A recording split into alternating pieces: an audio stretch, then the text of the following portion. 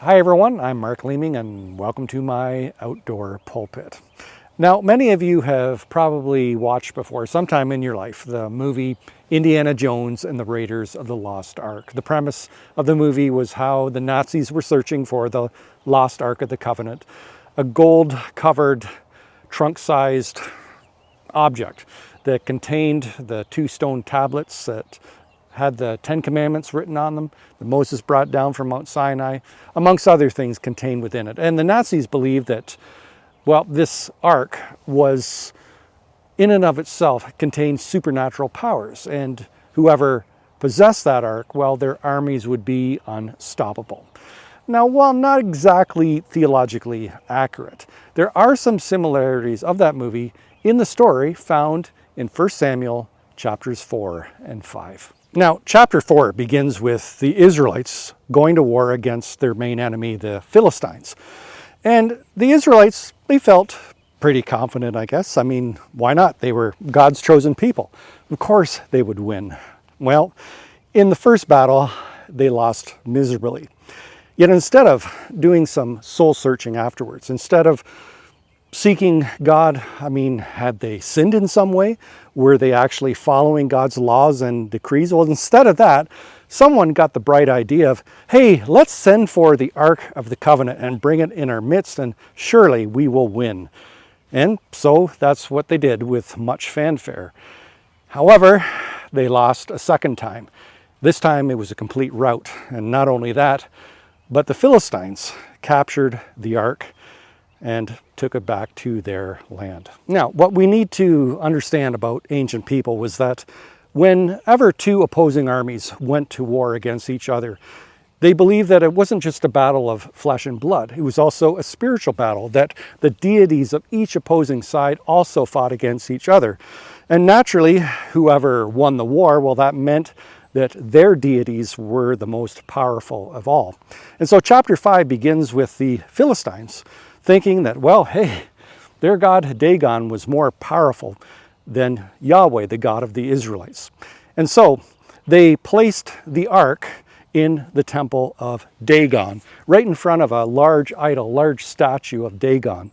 Well, the following morning, though, when the priests opened the door, there was Dagon lying face down in front of the ark.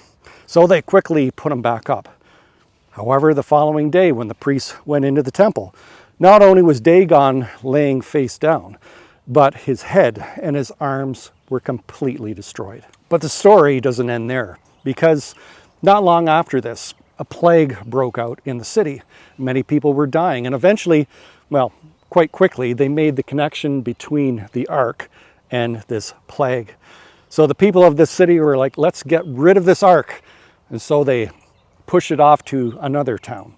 And same thing happened there.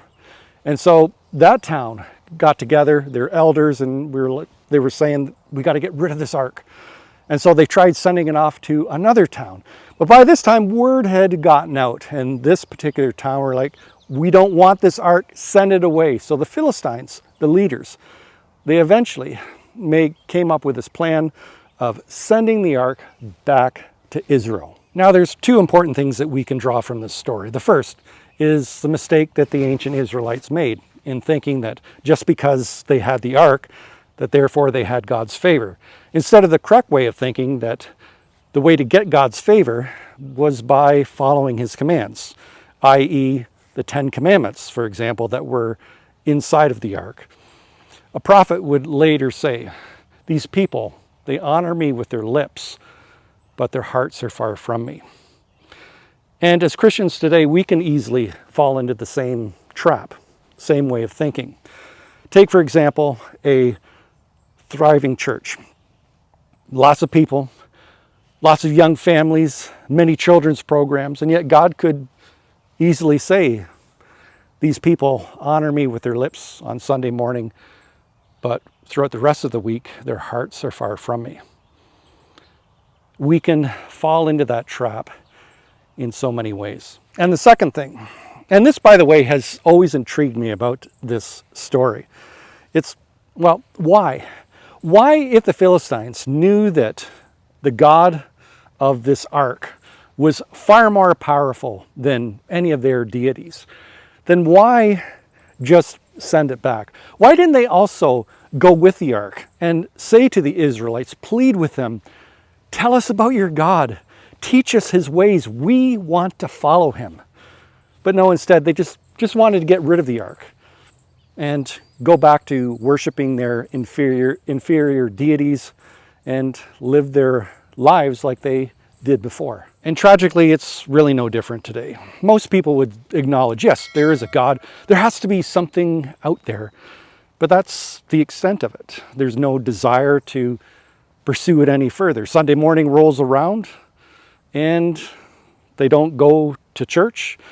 They don't go to church and say, who is this God of yours? Teach us his ways. We want to follow him. No, instead, they're just like the Philistines. Just send the ark away and let us continue living the way we've always lived. And that's really, really tragic and sad. Well, thanks for watching. And YouTube says you may like that video over there. I'll see you next time.